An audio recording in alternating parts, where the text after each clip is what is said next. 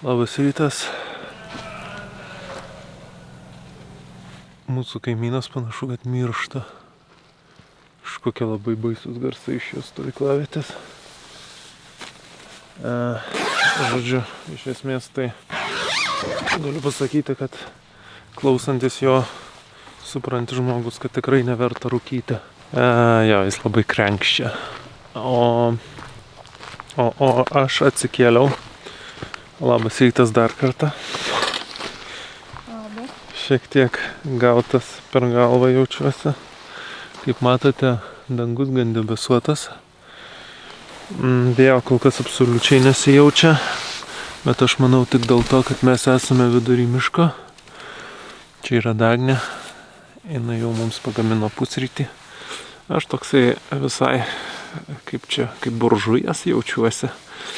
Toksai tiesiai iš palapinės, išlendu į valgomąjį, pusrytis jau padarytas. Tai visai gerai gyvenu, sakyčiau. Nepaisant to, kad viskas skauda, esu pavargęs ir panašiai. Nu, dar viena naktelė ir tada bus viešbutėlis. Net fotiko nebegaliu nulaikyti, dreba ranka.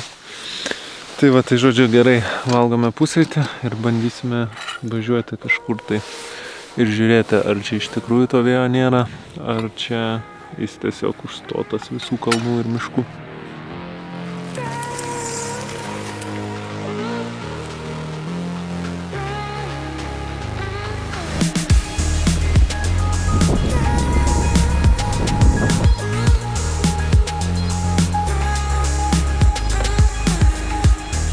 Pajudėjome iš savo stovyklavietės, žiauriai sunkiai pradžia. Kojos medinės. Vienintelis geras dalykas, kad panašu, jo ganėtinai šilta bus. Nu bent kol kas geras dalykas. Nes turėtume nusileisti į 600 metrų aukštį iš dabartinio 1,7. Tai ten jau gali būti ir per karšta. Ypač turint omeny, kad iš to 600 metrų aukščio reikės kelt atgal į 1,1 ar kažkas tokio. Ir vidurdienis bus. Nu, bet žiūrėsim. Kol kas laukia dar vienas sukilimas, vienas pakėlimas. 150 metrų. O tada važiuosime tą jau didįjį nusileidimą. Kaip tavo? Jau prisikalbėjau, bet kol kas gerai. Tai labai tikiuosi, kad tai nėra vienkartinės sveikas numatės.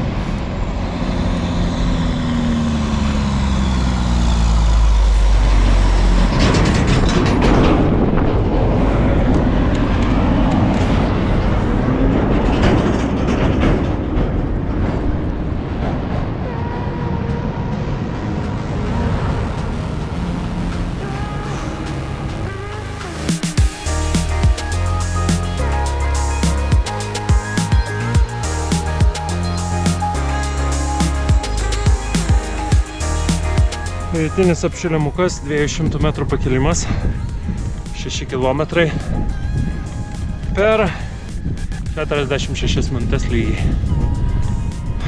Nu, sunkokas kalnas buvo, bet jį pakilom. Dabar leisime žemyn. Čia į tą didįjį 1,1 nusileidimas. Ir tik pakilom ant kalno, jaučiu vėjas kyla. Tai jaučiu, kad gali būti nusileidimas šaltokas. O, bet bent jau asfaltas bus nusileist. Yeah! Šioje kelionėje mums žiauriai nesisekant su nusileidimais. Gal jau sakiau, gal ir ne. Bet kaip tik pakilimas, taip dažniausiai būna lygus geras kelias. Kaip tik nusileidimas, taip koks nors akmenuotas ir nesąmoningas. Žiauriai užknisa. Iš vienos pusės reiktų džiaugtis, nes kilt lengviau, bet norisi pasimėgauti to nusileidimą. Tai va, tai panašu, kad turėsime gerą ilgą nusileidimą. Dagniai panašu, kad keliai vėl skauda. Stumėsi dviratį.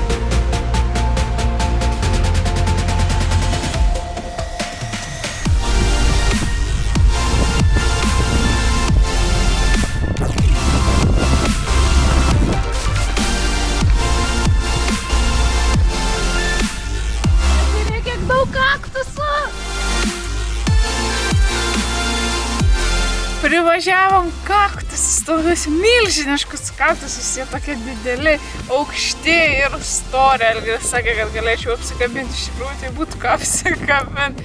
Bet kas keisčiausia, kad čia yra tikrai šalta ir aš nesitikėjau, kad čia pamatysim pirmus kaktusus, kurie yra aukštesni už mane.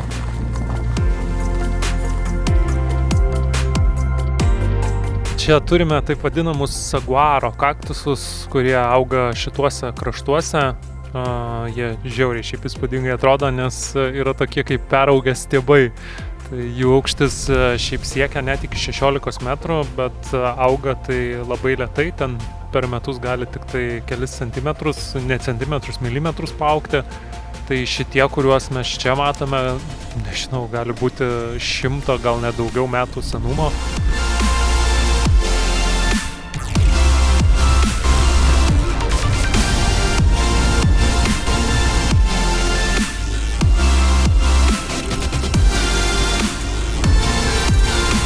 Viskas, nusileidome į patį dugną.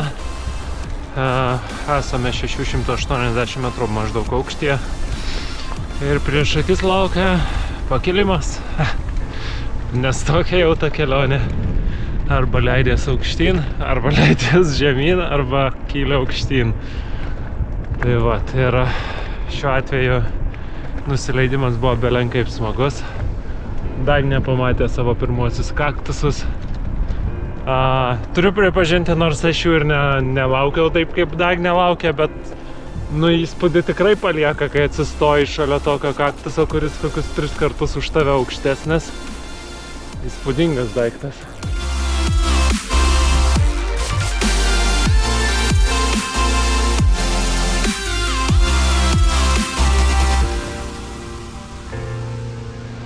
Stojame pietų pertraukėliai, nes jau baterija senka, taip sakant.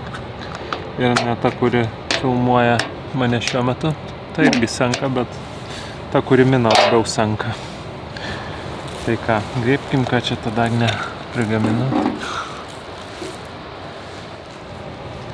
Valgom peanut butter ir Nutella. Kaip angliškai, kaip lietuviškai peanut? Žemės riešutų sviestas su Nutella valgome. Tokia kalorijų bomba. Čia mūsų paskutinis mados klyksmas šioje kelionėje. Nes kaip kažkurio tai vlogo metu minėjau, šiaip jau dažniausiai valgydavom batonėlius, bet batonėliai truputėlį nusibodo. Plus skanių šiaip jau nelabai mes turim. Sakyčiau, kad pradžioje buvo skanus, dabar jie tiesiog nusibodo. Bet tai nėra sneakersas, kurį tu gali valgyti 100 kartų ir jis vis tiek bus skanus. Tai. Bent jau man asmeniškai. Jeigu Mars korporacija, berods, jai priklauso sneakerso ženklas, norėtų mus paremti sneakersais. Ai, gerai, skanaus.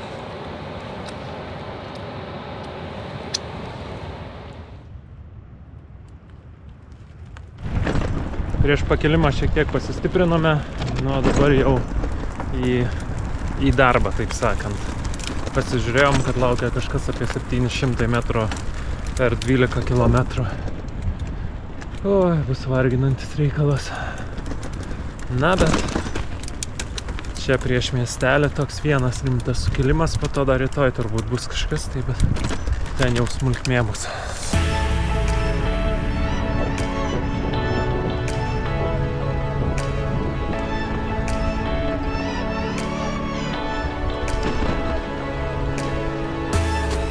Kaip sakiau Dagnei, nebeatsimenu, kada mečiau paskutinį kartą normalią tekančią upę.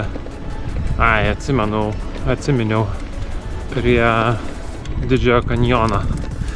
Bet, iš arti, sakykime.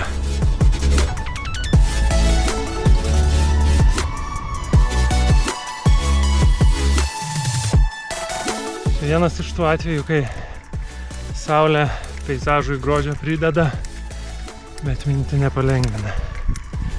Tik išlindo, iš karto belen kaip karšta, o mes nuo karščio jau esame atpratę. Tai dar šiek tiek sunkiau. Kalno statumas irgi 10-12% turbūt. Tai taip ant galimybių ribos puškuojam.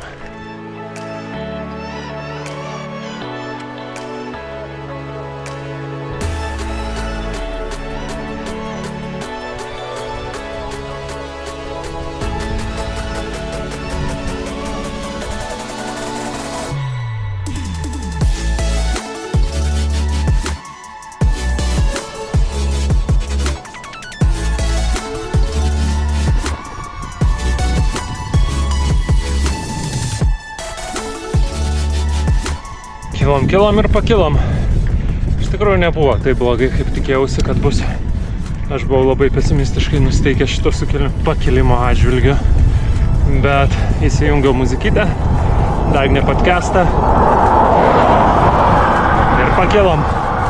O dabar iš esmės tikslas kažkur 2-3 km atstume surast kokį nors nusukimą, kuriame galėtume kempint, nes šitas kelias ves iki pat Glaubo, o iki jo mums vienas dalykas toli, kitas dalykas mes neturim ten ką veikti kol kas. Tai bandysim sustot, rytoj pabaigt ir pasiekti savo viešbutį.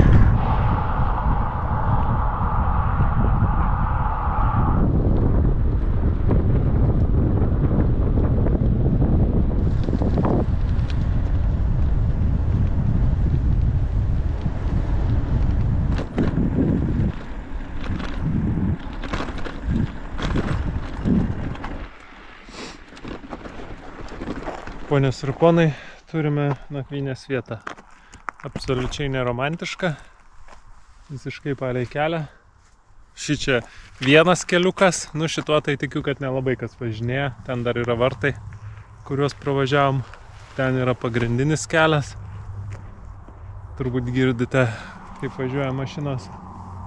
O čia yra lygi vietelė, kurioje, manau, pasistatysime palapinę, išsimiegosime šią naktį. Ir rytoj važiuosime viešbučio link. Tik tai pilna kažkokių tai urvelių ir griovelių. Labai tikiuosi, kad naktį nesutiksime jų gyventojų. Tai vat, pavargau kažkaip. Jaučiuosi pavargęs. Iš esmės turbūt dėl to, kad nežinau kelintą dieną varom po 1000 metrų aukštyn. Tai šiandieną neišimtis. Tai vat, gerai šiaip, kad saulė nekaitina, pasislėpus po debesim, tik tarpais išlenda. Tai tokios takelės. Vakar iš tikrųjų nežinau, kas įvyko, bet kažkaip labai prastai pasijutau vakare. Tai tiesiog atsiguliau į palapinę anksti. Net negaliu atsakyti, kas buvo, tiesiog buvo bloga savijauta.